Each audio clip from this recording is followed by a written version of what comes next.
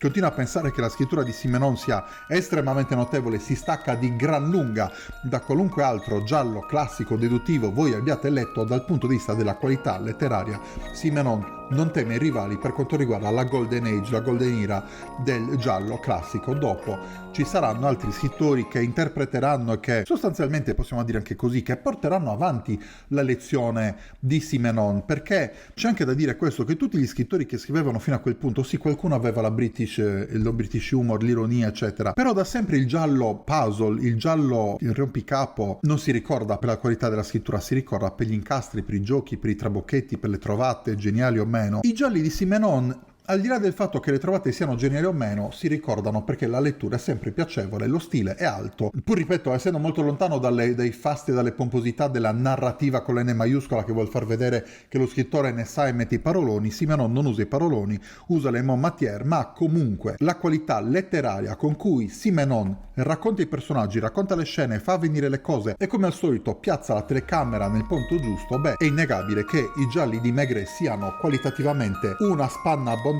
sopra tutto il resto della produzione coeva della letteratura gialla.